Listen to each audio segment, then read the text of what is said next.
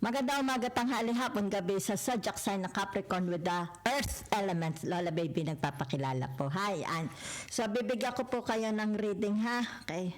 For the first week of August. Yan, ha? Malapit na matapos ang August. So, let's see yung tinatawag pang kasalukuyang energy. Okay? Na gumagalaw. Okay? Atin po, huwag kalimutan, the energy is very fluid, pwedeng magpabago-bago. For personal or private reading, okay? So, email na lang po ninyo si Lola, naroon sa aking description box. Sa ano po, ha? Mismong doon sa aking channel, ha? So, unahin po natin ang inyong tinatawag na energy, okay? That baka mag-reverse.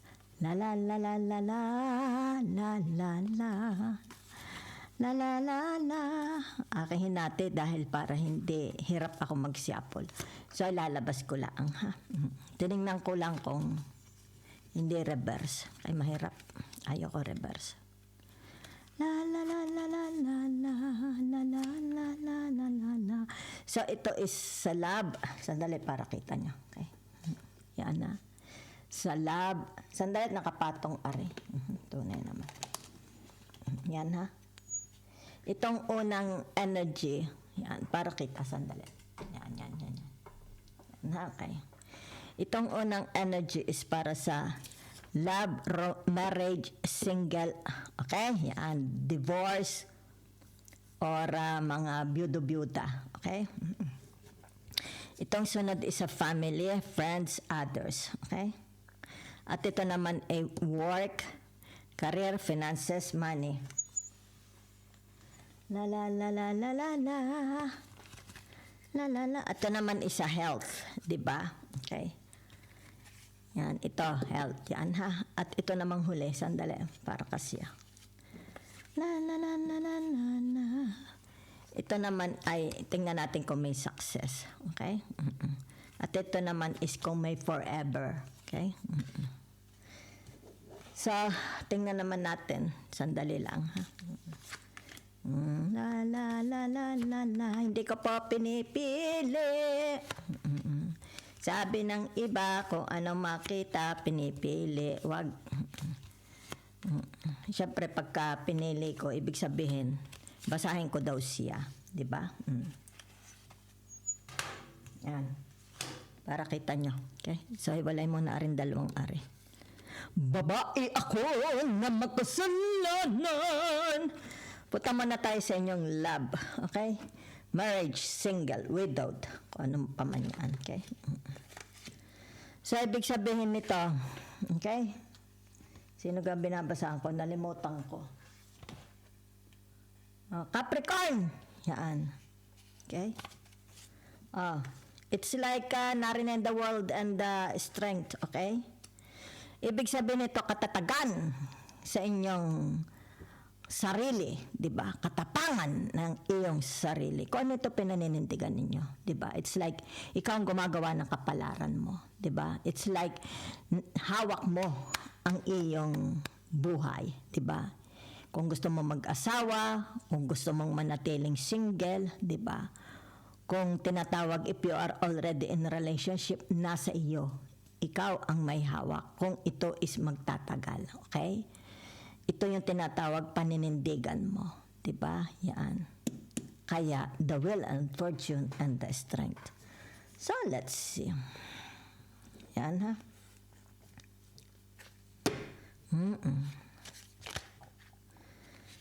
Hanggang naman ito't nag-reverse. Dalawa. Okay? Yan, ha. Ayoko naman ng reverse. La la la la la la la la la la la la la. Ibig sabihin nito, okay, tinatawag na ininjan, okay? Kasi naka-reverse ang Four of Cups, the Queen of Cups, at saka ang naka-upright lang is the Seven of Swords, 'di ba? So ibig sabihin ininjan. Ininjan siya ng kausap niya, 'di ba? Akala niya is tama yung kanyang kutob, 'di ba? Kumbaga dito, akala niya very friendly ang taong ito, di ba? So, inassume niya, di ba? It's tinatawag assumption, inassume niya na may gusto ang taong ito sa kanya, di ba? Pero ang nangyari, inindyan siya, okay? Maaring ikaw, inindyan mo siya, okay? Or kayo ang inindyan ng kausap niyo, okay? So ito yung tao, the energy of this person, kayo na lang po, okay? Ang tinatawag na kung kanino ito, energy mo ba ito o energy nila, di ba? Kasi kumbaga dito yung tinatawag na yung napagkamalan niya, ang damdamin ng taong ito is akala niya merong gusto sa kanya, 'di ba? So nakikita dito yung tinatawag na malakas ang kutob niya. It's like inassume na niya, 'di ba? Kaya nung oras na magde-date, it's like sabihin natin baka sinabi na niya sa group of friends, 'di ba? So maaring sabihin natin ipakikilala ko na siya pero inindyan. Okay? Hindi dumating ang tinatawag na napagkamalan niya. Akala niya na may mutual. It's like mutual ang feelings pero hindi pala. Okay? Kaya dito maaring kayo ang nang indyan. Okay? Maaring inindyan nyo kasi dito narito ang tinatawag the wheel of fortune and your strength. 'Di ba? It's like tinatawag ikaw, okay? Ikaw ang magdedesisyon, 'di ba? Yaan. Kung kaya narito ang strength, 'di ba? Nasa iyo. Ikaw lang ang nakakaalam, 'di ba? Kung saan pupunta. Okay? Ang relationship na ito, okay? So meron ditong inassume na niya na may gusto ang taong ito sa kanya. Pero nung oras ng meeting up, hindi na nagpakita. What a tinatawag disappointments, di ba? Maaring ikaw ang nag-set up ng meeting up. Yung nagsabi na, okay, mag-meet up na tayo. It's like pakikilala na kita sa mga kapatid ko, sa mga friends ko, 'di ba? Pero hindi dumating, 'di ba? Or maaring sila, 'di ba? Inassume nila na may gusto ka sa kanila. Pero nung time na mag-meet up, hindi ka na nagpakita. Okay? So let's go to your family, okay? Yan. Family, friends and others, okay? So nakikita naman dito yung tinatawag na it's like lalong naging matatag ang pagmamahalan, 'di ba? Ang relationship, 'di ba? 'Yun ang nakikita ko, 'yan. It's like tinatawag na kung ano man ang naging problema, 'di ba? It's like nagkaroon dito ng distance alienation, 'di ba? 'Yan. Maybe pagkamuhi. Pero nakita dito yung tinatawag na kaya na rin and the judgment. It's like awakening, di ba? Ibig sabihin nito, blood is thicker than water or yung tinatawag na hindi ka pwedeng mabuhay nang walang halimbawa sabihin na yung kasabihang no man's is an island, di ba? Yan. Kahit sabihin mo pang may mga friends kang makasarili, 'di ba? Iba-iba naman ang mga ugali, 'di ba? Hindi naman tayo, we are not created one by God, 'di ba?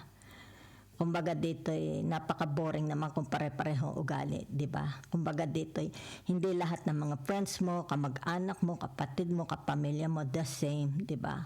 Kaya nga dito nagkaroon tinatawag na awakening. It's like na-realize na hindi tayo pwedeng mabuhay na mag-isa lang. Kailangan pa rin natin sila, be it family, friends, sibling, 'di ba? So let's see. La la la la la la la la la la la la la.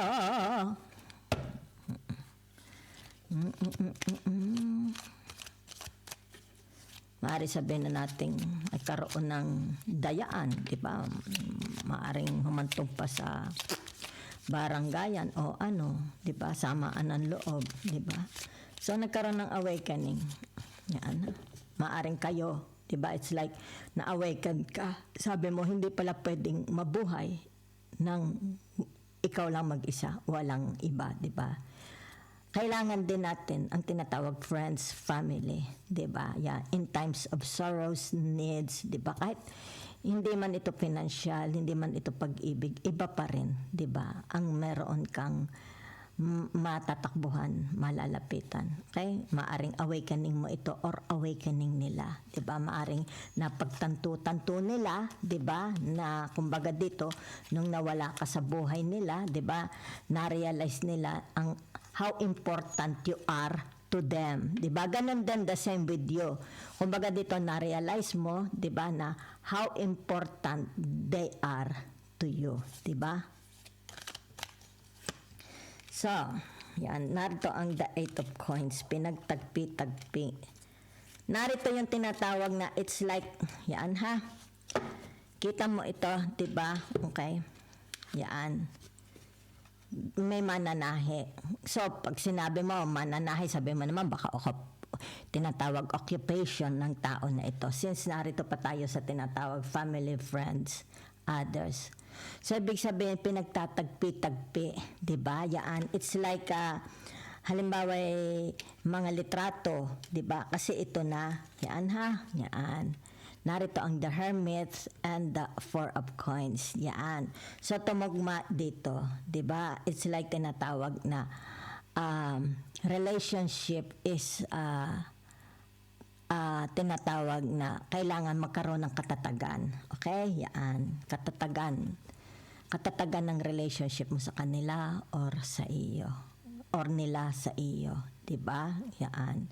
So, ibig sabihin nito yung tinatawag, what makes them, okay, stay in your heart. Diba? Kung sila at sa iyo, okay? Kumbaga dito, gaano mo iniimportansya. It's like you are cherishing them, okay? Be it your family, friends, di ba? And others. Yan ha. Paano mo sila, it's like meron silang puwang sa puso mo, di ba? It's like you are always praying for them. Kasi kita mo itong salamin, it's like a sign of a cross, di ba? Kaya ito'y the Hermit, di ba? Yan. It's like sinasabi mong sana maligtas sila, di ba? It's like you are always praying for their safetyness, di ba? Yan.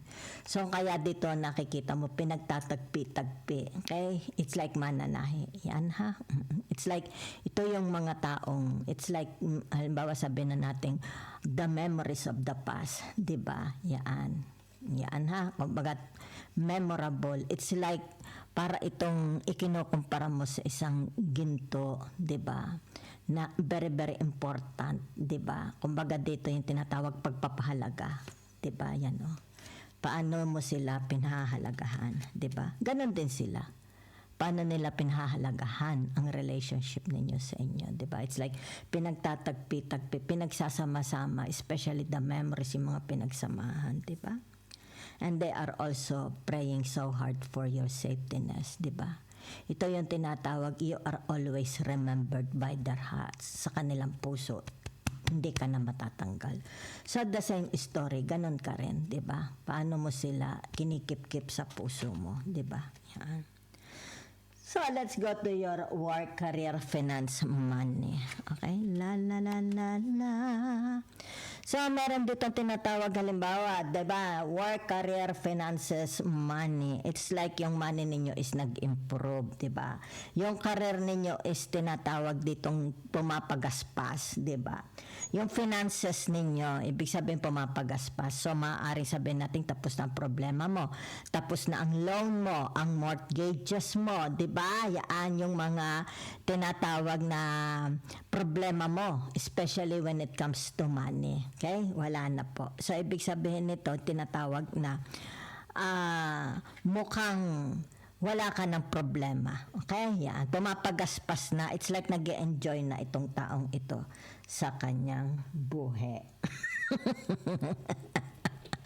So, tingnan natin ha. Saang areas ito sa inyong buhay. Okay, Capricorn with the earth element. Kala mo, kilala mo buong pagkatao ko. Kita mo the 10 of swords, di ba? Yan. The 8 of swords, di ba? And the king of swords, yan. So, ibig sabihin nito yung tinatawag your struggles, di ba? From 10 to 8 to the King of Swords. Pababa, hindi pataas, 'di ba? Yan from 8, from 10, 'di ba? Tapos 8 to the king. Ibig sabihin, solve! Solve! Yan, di ba? It's like tinatawag, yung pang-araw-araw mong buhay, nakakapagod, nakaka-stress, nakaka-burned out, di ba? Kumbaga dito, it's like parang walang hangganan, di ba? Yan.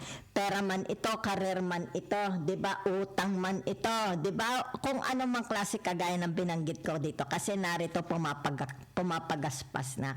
Kaya the King of Swords, di ba? Yan, no? Pumapagaspas na. It's like, hi, salamat. Natapos din ang aking kalbaryo pagdating sa career. Work, finances, at money. So, punta naman tayo sa inyong health, di ba? La la la la la la la la la la la la la la. So, narito ha, yan. Ito yung tinatawag na, it's like, narinig kasi ang the Mars and the Hermit, 'di ba? Yan. Ibig sabihin nito yung tinatawag na pagtanto, 'di ba? It's not yet too late. Okay? It's not yet too late. Kung kayo may mga halimbawa yung nakapagpatingin, 'di ba? Let's say may diagnose sa inyo, ha? Ibig sabihin nito pag-iingat sa inyong health, 'di ba? Yan. Bago ito tuluyang masira, 'di ba? Kainin ng inyong body system, 'di ba? Bago ito mag-collapse, 'di ba? Bago ka yung tinatawag na it's like parang ganito, 'di ba? Parang ganyan, igupo ng iyong sakit, 'di ba? Ibig sabihin nito pag-iingat, 'di ba? Yan. So, this is a sign kung kayo man is may nararamdaman, halimbawa galing kayo sa doktor, may diagnose, okay? So, ibig sabihin may sign, okay, na dapat ninyong pag-ingatan para ito is ma-prevent, 'di ba? O kaya magbago. Maaari sabihin natin mataas ang inyong cholesterol, mataas ang inyong tinatawag na kung ano man yan, di ba? Maaring sabihin na natin it has something to do about your hearts, your head, baka migraines, di ba? O baka yung blood pressure, whatever. So, ibig sabihin nito, yung tinatawag, maging particular, okay? So, para wala ditong tinatawag turuan, di ba? Yan. Walang sisisihin, di ba? Na ba't ka nagkaganyan, okay? So, ibig sabihin nito, instead na sisihin mo sarili mo, maybe kailangang baguhin mo ang lifestyle mo, di ba? Maybe more activities, di ba? Movements, change of habits, di ba? Maybe sleeping, changing the pattern of, halimbawa sabihin natin baka maaring kailangan maaga kang matulog, di ba? Yan. So, it's more about tinatawag na bigyang pansin. Okay? Yan. Babala. Kasi may babala. Okay? Babala. Na there is, it's like tendency. Okay? Na igupo. Pwedeng igupo ang iyong health. Di ba? So, let's go to your, tingnan natin, ha? La la la la la la la la la la la la la la. Maybe you will go to the doctor and you will find out, di ba? It's like tinatawag, kahindik-hindik, di ba? Na balita, na discover, di ba? So, ibig sabihin nito yung tinatawag na precautionary measure, babala, di ba? Okay. Nang halimbawa sabihin natin isang specialist doctor, di ba? La la la la la, the Knight of Swords. La la la la la la. Yan ha. Yan. So nakikita dito yung tinatawag magandang balita. Yan ha. Merong magandang balita about your health from the people with authority. Yan. Maaari ito through email, through telephone, secretaries, di ba? So ibig sabihin ito yung tinatawag na continue. It's like yung tinatawag na magkaroon ng disiplina. It's like magpasting muna. Halimbawa sa mga sweets, mga maalat, mga alak, di ba? Mga halimbawa ay stress. Halimbawa, maybe naglalaro kayo sa mga computer, di ba? Nakaka-stress, di ba? Nakaka-anxieties, di ba? So, ibig sabihin nito, yung tinatawag na kailangang pangalagaan, yan, ang inyong sarili, di ba? Or yung tinatawag na magpasting muna sa mga cokes, mga fatty foods, di ba? Kasi merong balita, magandang balita. So, ibig sabihin nito, tinatawag from someone with the authority, di ba? So, ibig sabihin nito, yung tinatawag na kailangang balance, di ba? Balance ang iyong buhay. Balance, halimbawa sabihin natin, if you have a tendency kumain ng tinatawag na uminom ng Coke, di ba? So, ibig sabihin nito, i-prioritize mo muna kung ano yung mga very, very healthy foods kesa dito, di ba? Mga nakakataas ng cholesterol, di ba? Nakakataas ng sugar, di ba? Yan. Tingnan, i-balance. Pwede naman, bawa sabihin natin, once a week, o kaya tinatawag ko naninigarilyo kayo, minimize, di ba, cut off, yan. O kaya kung di mo talaga mapigilan, minimize mo lang, be moderate, okay? So, let's see if you have tinatawag success, ha? Yan. Meron success, okay? It's like merong tarini ang the Venus, di ba? Narito ang tinatawag na the Emperor, okay?